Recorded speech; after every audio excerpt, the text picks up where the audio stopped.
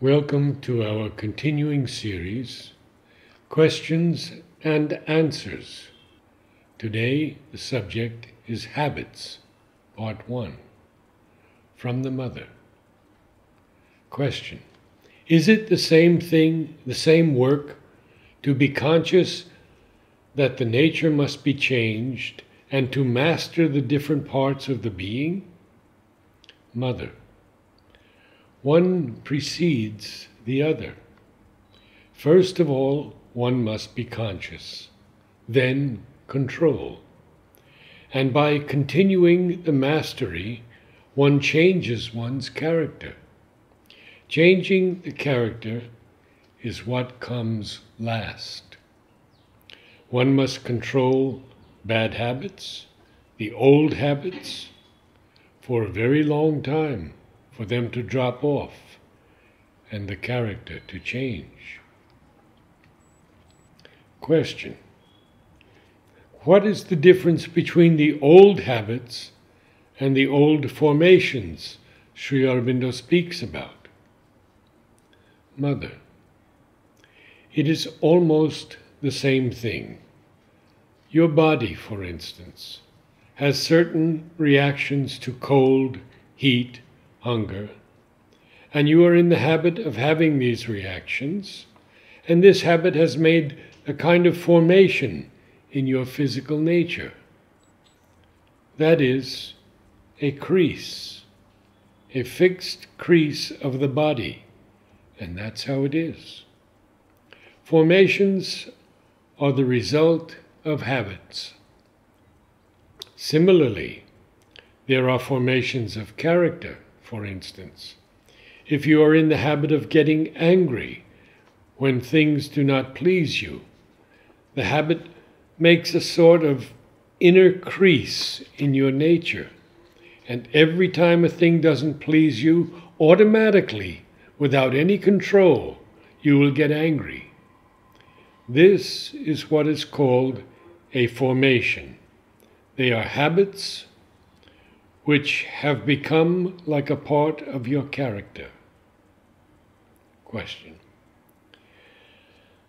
doesn't the inner realization and experiences help in the outer change? Mother: not necessarily. They help only if one wants it. Otherwise, on the contrary, one detaches oneself more and more from the outer nature. This is what happens to all who seek mukti, liberation. They reject their outer nature with its character and habits as something altogether contemptible, with which one should not busy oneself. They withdraw all their energies, all forces of consciousness towards the heights. And if they do it with sufficient perfection, generally they leave their body once for all. But in the immense majority of instances, they do it only partially, and when they come out of their meditation, their contemplation, their trance or their samadhi, they are generally worse than others, because they have left their outer nature aside without working on it at all. Even ordinary people, when their defects are a little too glaring, try to correct them or control them a little so as not to have too much trouble in life. While these people, who think that the right attitude is to leave one's body and one's outer consciousness completely and withdraw entirely to the spiritual heights, treat that like an old coat one throws aside and does not mend.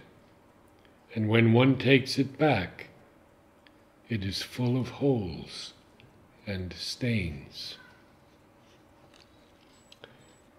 That does not help. It helps only if one has the sincere will to change. If one sincerely has the will to change, it is a powerful help because it gives you the force to make the change, the fulcrum to make the change. But one must sincerely want to change. Of all the domains of human consciousness, the physical is the one most completely governed by method, order, discipline, process. The lack of plasticity and receptivity in matter has to be replaced by a detailed organization that is both precise and comprehensive. In this organization, one must not forget the interdependence and interpenetration of all the domains of the being. However, even a mental or vital impulse to express itself physically must submit to an exact process. That is why all education of the body, if it is to be effective, must be rigorous and detailed, far-sighted, and methodical. This will be translated into habits. The body is a being of habits, but these habits should be controlled and disciplined, while remaining flexible enough to adapt themselves to circumstances and to the needs of the growth and development of the being. It may be said that from the very first days, even the first hours of his life, the child should undergo the first part of this program as far as food, sleep, evacuation, etc. are concerned. If the child, from the very beginning of his existence, learns good habits, it will save him a good deal of trouble and inconvenience for the rest of his life. And besides, those who have the responsibility of caring for him during his first years will find their task very much easier. Another thing should be taught to a child from his early years: to enjoy cleanliness and observe hygienic habits. But in obtaining this cleanliness and respect for the rules of hygiene from the child, one must take great care not to instill in him the fear of illness. Fear is the worst instrument of education and the surest way of attracting what is feared. So far, I have referred only to the education to be given to children. For a good many bodily defects can be rectified, and many malformations avoided by an enlightened physical education given at the proper time. But if for any reason this physical education has not been given during childhood or even in youth, it can begin at any age and be pursued throughout life. But the later one begins, the more one must be prepared to meet bad habits that have to be corrected, rigidities to be made supple, malformations to be rectified.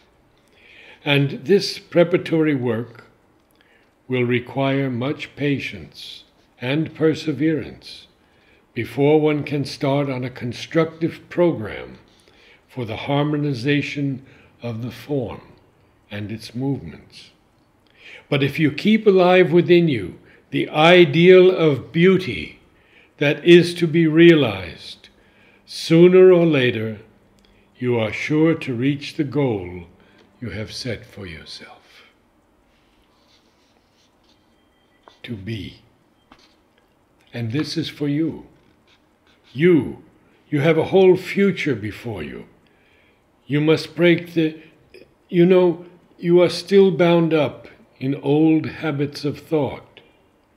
You have not taken sufficient advantage of the fact that you have lived here all the time. You are still too much like that. So now you must take that. Break everything. Break everything. Break everything. Live only by the light that comes from above. Liberate your consciousness. This is important. It is good that you came. You are still very closed, like that, bound up in all the old habits. And there is still something more. There is still the weight of atavism and all that. It is the same for everyone. But well, for the moment it is only, I am still liberating you. You are still like that, like that, like that, like that. Your old habits of thought, your old habits of learning, your old habits, not very old habits of teaching. So all that, break it. Like that, when you go to class every day, before you go to class, you should say a kind of prayer. Make an invocation to the Supreme Consciousness and ask it to help you bring all this mass of living matter under its influence. Then it will become interesting living. There, you see? Yes, these dreams arise from the subconscious. They are primarily subconscious habits, but the pain, the thorns in the garment, it's so clear, Mother laughs, and no way to get comfortable. In the past, a dream like that would nag me for hours. I would worry, wondering what calamities were going to befall me. This was long, long ago, ages ago. But that was idiotic, as I later understood. It's a certain something in the subconscious, a symbolic form of certain bad psychological habits we have. That's all. And I used to torment myself. How can I get rid of this? We're all loaded with a multitude of such weaknesses built into the body. And then, through experience, I understood. I saw it was mostly certain bad habits. The only thing to do is not torment yourself, and to say to the Lord, in all sincerity, of course, it's up to you.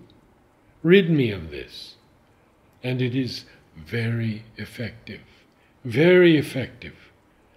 At times I have old things like that dissolved in a flash. Certain inveterate little habits, so stupid, but so ingrained you can't get rid of them.